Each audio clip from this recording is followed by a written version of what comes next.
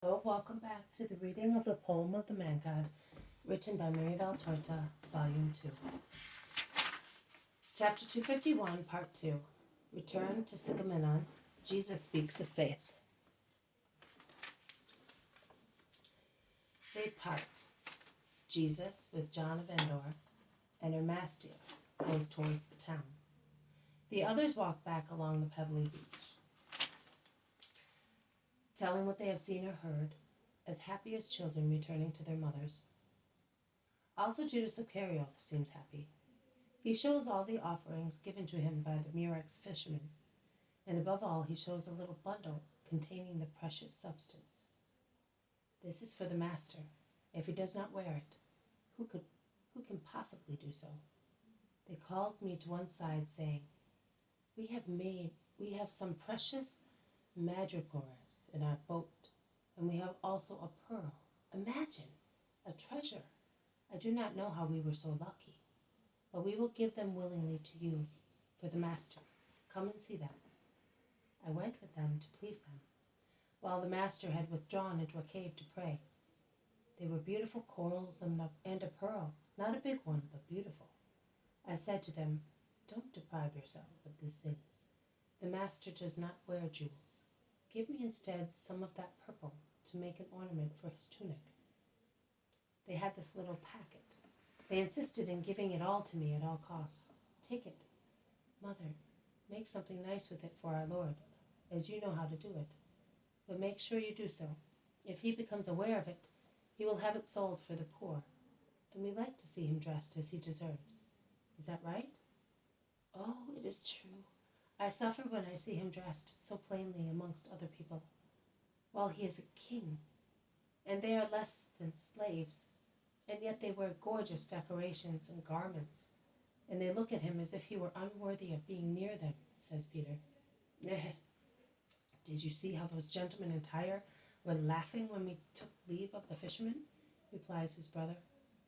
I said to them, You ought to be ashamed, you dogs. A single thread of his white tunic is worth all your finery, says James of Zebedee. Since Judas has been able to get it, I would like you to have it ready for the tabernacles, says Judas Thaddeus.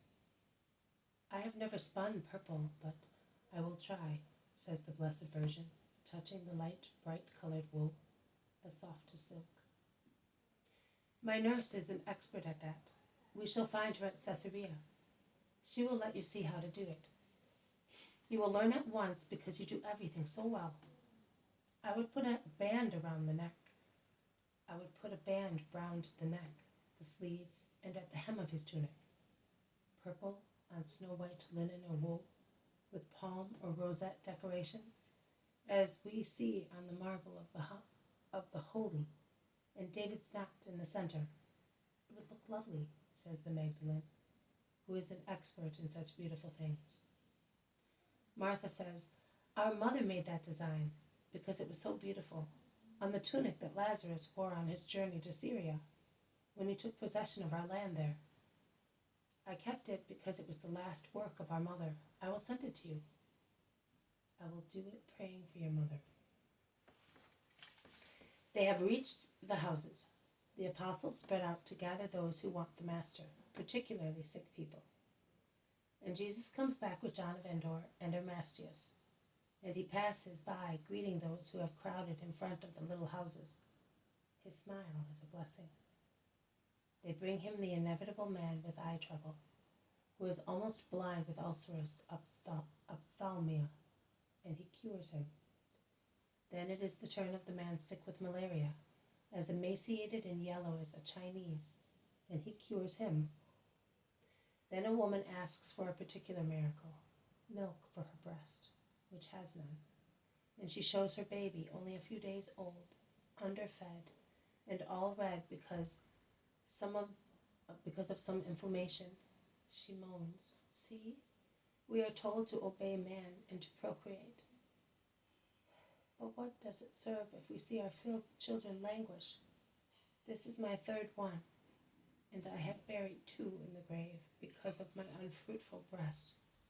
And this one is about to die too, because he was born in this hot season. The others lived, one 10 months, the other 6, to make me weep even more when they died of intestine trouble. If I could give them my milk, that would not happen. Jesus looks at her and says, your child will live. Have faith. Go home. And as soon as you are there, offer your breast to the baby. Have faith. The woman goes away obediently with the poor baby, who moans like a kitten close to his mother's heart.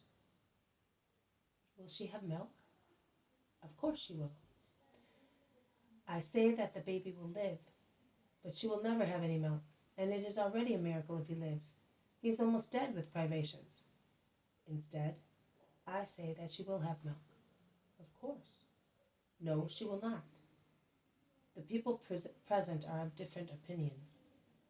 Meanwhile, Jesus withdraws to eat. When he comes out to preach, the crowd is even larger because the news of the miracle of the boy sick with fever, which Jesus worked as soon as he landed, has spread throughout the town. I give you my peace, that it may prepare you to understand. It is not possible to hear the voice of the Lord in a storm. Every perturbation is detrimental to wisdom, which is peaceful, as it comes from God. Perturbations instead do not come from God, because worries, anxieties, doubts are the work of the evil one to upset the children of man and separate them from God. I will tell you a parable that you may understand my teaching more clearly. A farmer had many trees in his fields, and many vines, which yielded much fruit, among which there was a special quality of which he was very proud. One year that vine produced many leaves, but few grapes. A friend said to the farmer, "That is because you did not prune it enough." The following year the man pruned it much more. The vine had few shoots and fewer grapes. Another friend said to him, "That is because you pruned it too much." The third year the farmer left it alone. The vine did not produce any grapes at all, only a few crumpled leaves covered with blight. A third friend stated, "It is dying because the soil is not good. Burn it." "Why? It is the same soil that the others have, and I tend it exactly as I do with the others. Before it was doing so well." His friend shrugged his shoulders and went away. An unknown wayfarer passed by and stopped to look at the farmer sadly, leaning on the poor vine. "What is the matter?" he asked. "Is someone dead in the family?" "No, but this vine, of which I was so fond, is dying. It has no more sap and yields no fruit. 1 year little, the next one less, this year nothing. I've done everything they told me, but to no avail." The unknown wayfarer entered the field and approached the vine. He felt the leaves, took a lump of earth in his hand, smelt it, crumbled it with his fingers, looked at the trunk of the tree supporting the vine. "You must remove that trunk. The vine is made barren by it. It has been its support for years." "Tell me, man, when you planted this vine, what was it like? And what was that trunk like?" "Oh, it was a lovely 3-year-old vine shoot. I got it from another vine of mine, and to bring it here I dug a deep hole so that its roots would not suffer when they were taken away from the native soil. I dug a similar hole here as well, nay, a larger one, so that it should be at ease at once, and I hoed the soil around it to make it soft, so that the roots could spread out at once without any difficulty. I settled it carefully, laying underneath it some good manure. As you know, roots grow strong immediately if they find suitable nourishment.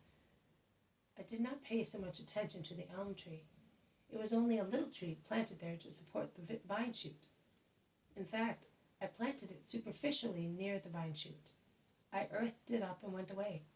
They both took roots, because the soil is good. The vine grew every year. It was looked after, hoed and pruned. The elm tree instead hardly grew, but for what it was worth.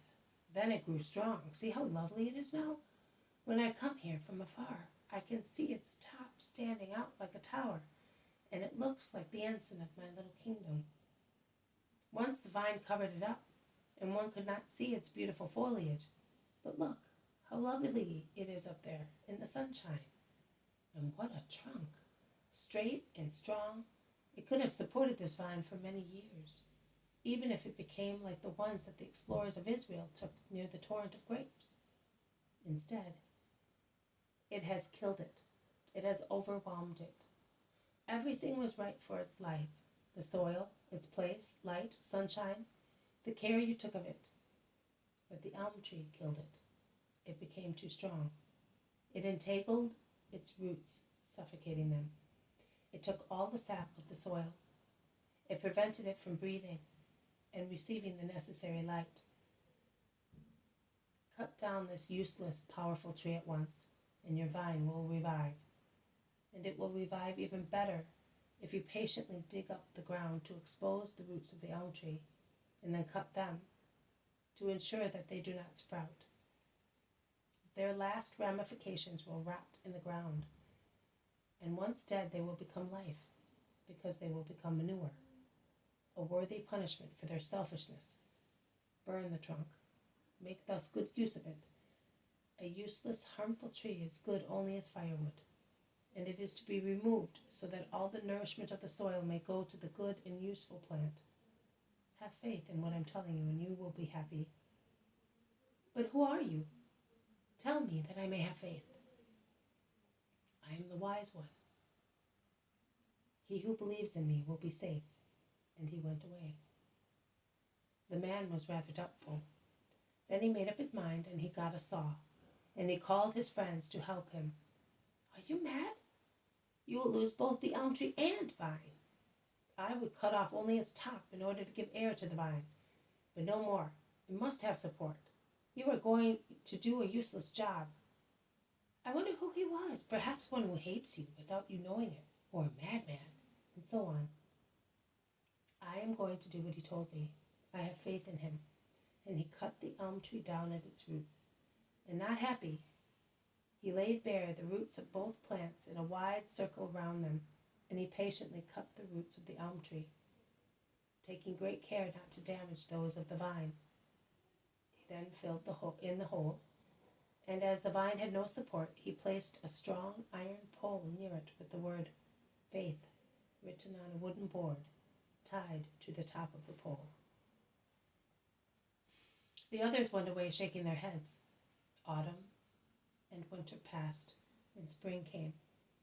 The vine shoots entwined round the support became adorned with buds, first closed like silvery velvet cases, then half open against the emerald of the fresh leaves, then fully open, and finally producing new strong shoots from the trunk, all covered with tiny flowers that turned into grapes.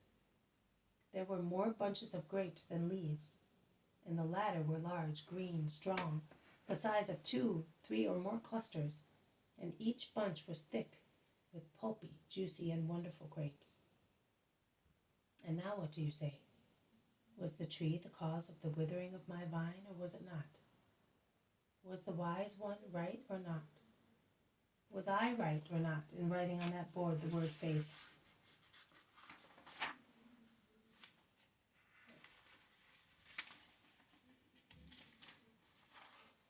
Said the farmer to his incredulous friends. You were right. You were happy because you had faith and you were able to destroy the past and neglect the wrong information given to you. That is the parable. With regard to the woman with the unfruitful breast, there is the answer. Look towards the town. They all turn round and see the woman of a little while ago running towards them. And although she is running, she does not detach the baby from her breast, now full of milk, which the child sucks with such voracity as to almost choke himself. The woman stops only when she is at Jesus' feet, in front of whom she detaches the baby from her nipple for a moment, shouting, "Bless him, that he may live for you." After that moment, Jesus resumes, "And you have had a reply to your various conjectures on the miracle. But the parable has a wider meaning than the little episode of faith rewarded. And here it is. God had planted his vine, his people, in a suitable place, and supplied it with everything necessary to grow and bear more and more fruit, supporting it with masters, so that the people might understand the law more easily and make it its strength. But the masters wanted to excel the lawgiver, and they grew more and more until they imposed themselves more than the eternal word did, and Israel became sterile.